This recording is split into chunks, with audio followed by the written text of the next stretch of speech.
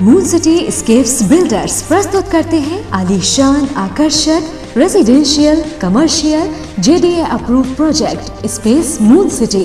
Gated complex, hitech security और 100% power backup के साथ प्रीमियम अपार्टमेंट और इंडिपेंडेंट विलास, साथ ही rich landscaping. Space moon city लाए हैं आकर्षक और आरामदायक lifestyle, swimming pool, indoor game सहित आधुनिक क्लब हाउस आपके आधुनिक लाइफस्टाइल के लिए।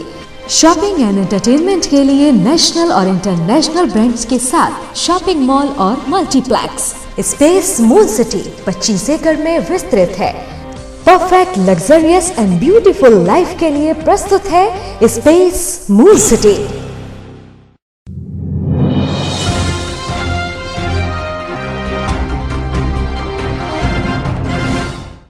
नमस्कार, आप देख रहे हैं न्यूज़ बीके और मैं हूं आपके साथ नवीन विश्वकर्मा।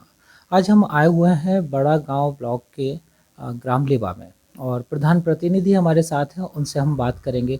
क्या नाम है आपका? रविकांत राजपूत। रवि जी, ये दौर चल रहा है कोरोना का, ये बड़ा भयावह स्थिति रही। करीब 3 माह से लोग परेशान हैं। कोरोना के केस लगभग प्रतिदिन बढ़ते जा रहे हैं।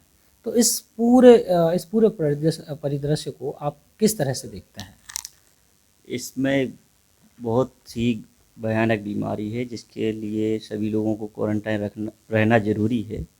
और इसमें मोदी जी जो अपना कदम उठाए हैं, सभी लोगों को उनके मार्गदर्शन पर चलना चाहिए, उनकी सभी बात को सुनना चाहिए और उनके जो नियम है उनको फॉलो करना चाहिए।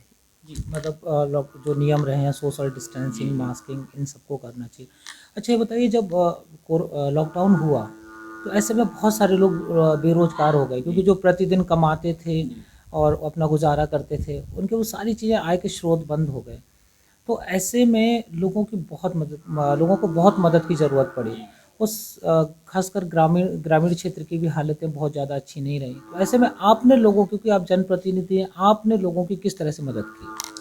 सभी लोगों को पहले तो सोशल डिस्टेंसिंग इस बारे में अवगत कराया गया और उसके बाद जो मनरेगा के थ्रू उन लोगों को काम दिया गया और जितनी भी आर्थिक मदद बनी गांव पंचायत से या हम लोगों से, एक दूसरे से उन लोगों की मदद की।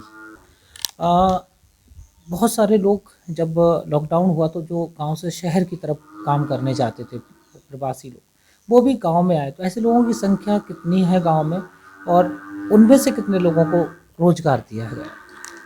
8-10 लोग आए थे जो बाहर से भी, तो उन लोगों को सभी को काम के लिए बोला गया है। तो जिसमें से 5-6 लोग तो काम पे गए हैं, कुछ लोग नहीं जा सके या उन्हें ज़रूरत नहीं समझी।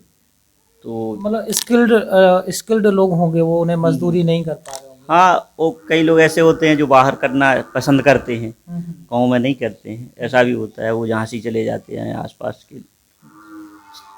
अच्छा, गांव के विकास के बारे में थोड़ा सा बताइए कि गांव में जो सड़कें, तो मैंने देखा ठीक है, संतोषजनक है, क्योंकि हमने आपके गांव का भ्रमण भी किया है। यहाँ पर जो आवास और शौचालय, यानी जो प्रधानमंत्री जी की महत्वाकांक्षी योजनाएं हैं, उनको लेकर क्या स्थिति है?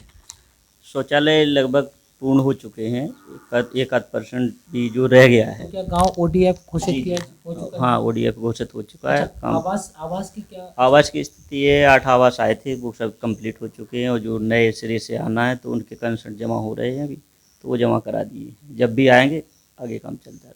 रवि जी, हमारे प्रधानमंत्री जी ने भी कहा है कि वो लोगों की राय मांग रहे हैं कि आगे जो विकास कार्य हैं, रोजगार को लेकर जो योजनाएं हैं, उनमें क्या परिवर्तन करना चाहिए? आपकी मतलब क्या सलाह है शासन प्रशासन और मुख्यमंत्री और प्रधानमंत्री जी को, कि व्यवस्थाओं में और सुधार हो सके? हमारे यहाँ हमारा तो सुझाव यही है प्रधानमंत्री जी और योगी जी से, कि जो भी उन्होंने योजनाएं शुरू की उसमें जो सर्वेयर लगाएं उनको बढ़िया तरीके से मॉनिटरिंग की जाए, उनकी सही तरीके से सर्वेयर अपना काम करे, तभी विकास की योजनाओं का लाभ मिल पाएगा सभी लोगों को। और इसमें क्या होता है कि जिस चीज़ की जहाँ पे ज़रूरत नहीं है वहाँ पे भी वो काम के लिए बोल दिया जाता है। जैसे पेयजल कॉरिडोर है हमारे यहाँ पे, तो यहाँ पे हमें पाइपलाइन या पानी की व्यवस्था की इतनी आवश्यकता नहीं है, क्योंकि यहाँ पे बोर वगैरह जल्दी सही समय पे हो जाते हैं और कम मात्रा में यहाँ पे यानी जो वाटर स्तर है वो बहुत अच्छा रहता है। हाँ, क्योंकि यहाँ पर आपके गड़मऊ झील है और तालाब भी है, तो उसमें पानी की समस्या यहाँ पे कुछ नहीं है, लेकिन जो उन्होंने यहाँ पे पैसा इन्वेस्ट किया है वो हमारे यहाँ से उपयुक्त नहीं हुआ है। अगर यहाँ पे कोई और बिजली की व्यवस्था या किसानों के खेतों पे लाइट या नहर की व्यवस्था हो जाती तो वो अच्छा रहता। हमारे यहाँ से तो यही हुआ है कि जो भी इनके सर्वेयर आते वो लोग सही सलाह नहीं दे पाते हैं और सरकार उन पर ध्यान देती है, ना कि ज़मीनी स्तर पर ध्यान देती है। अच्छा प्रधान जी, एक चीज़ मैं और जानना चाहूँगा कि जब मैं एक सवाल है आपके लिए कि जब हम लोग गांव में आए, हमने देखा यहाँ पर ज़्यादातर लोग कोई भी मास्किंग नहीं, कोई सोशल डिस्टेंस नहीं, तो क्या लगता है कि गांव में जागरूकता की आवश्यकता है और आप उसे किस तरह से कर रहे हैं? नहीं, जागरूकता तो है, लेकिन कुछ समय 3 महीने हो चुका है तो गांव में या बाहर जाते समय उन लोगों को यही अभी गांव में कोई ऐसा व्यक्ति आया नहीं है जो कोरोना से पीड़ित हो, तो उन लोगों को इस चीज़ की समझ नहीं है। लेकिन कई लोगों को बताया भी गया है, मास्क भी बांटे गए हैं, सैनिटाइज़र का भी उपयोग किया गया है और जो काम लगा था मनरेगा में वहाँ पे भी मास्क वितरण किया गया है। तो थोड़ा अभी उनको जानकारी तो है लेकिन कार्य नहीं कर रहे हैं। मतलब हम अगर ये कहें कि लोगों के अंदर से कोरोना का डर खत्म हो गया है, क्योंकि अगर देखा जाए मामले तो प्रतिदिन बढ़ रहे हैं, बल्कि अब पहले 1 और 2 कोरोना के मामले हमारे जिले में आ रहे थे, झांसी में आ रहे थे, अब तो 1-1 दर्जन मामले सामने आ रहे हैं।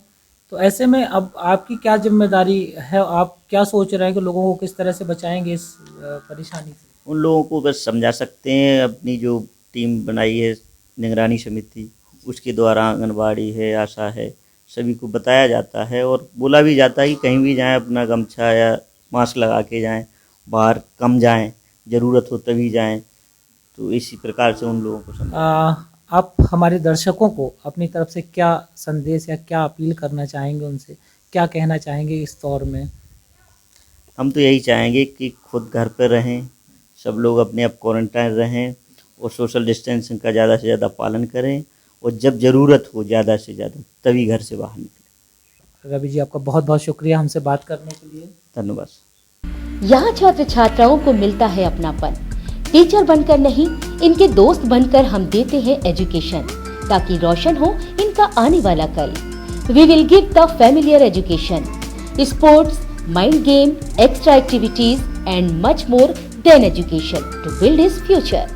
The Gramodaya International College, Jhansi Road, Mauranipur.